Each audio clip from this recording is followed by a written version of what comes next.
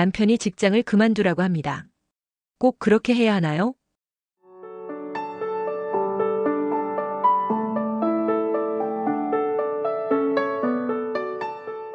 아내 외도가 발각된 뒤 아내는 직장을 그만두라는 남편의 요구를 받는 경우가 있습니다. 분명 아내 입장에서는 받아들이기 어려운 이야기입니다. 경제적인 문제도 크고 일 자체가 숨 쉴 수 있는 공간이 되기도 하기 때문입니다. 하지만 남편의 이 요구 뒤에는 중요한 심리적 맥락이 숨어 있습니다. 외도가 일어난 장소가 직장이라면 남편은 그 직장 자체를 외도의 상징으로 인식합니다.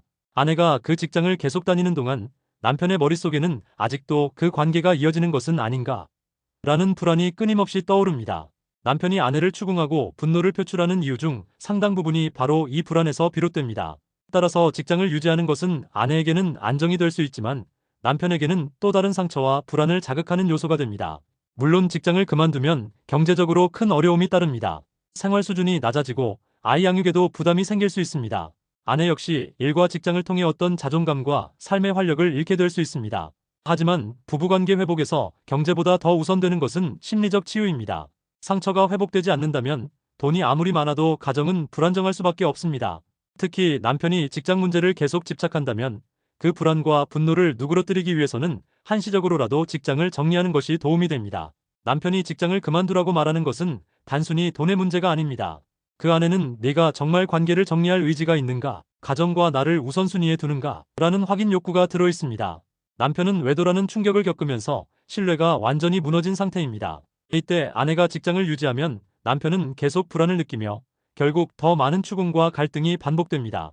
즉, 직장을 내려놓는 것은 단순한 직업 문제가 아니라 남편에게는 신뢰를 회복하기 위한 상징적인 행동이 되는 것입니다.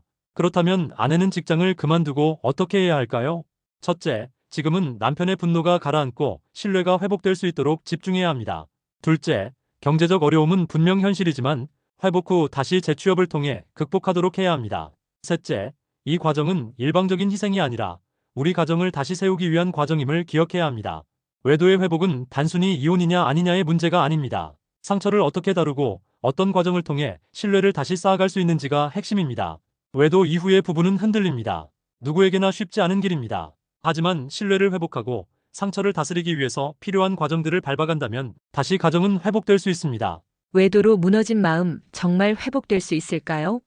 그 질문에 진심으로 답하는 책. 상처 넘어 우리가 되찾을 것들. 상담 예약 또는 상담 문의를 희망하시는 분은 아래로 연락해 주시기 바랍니다.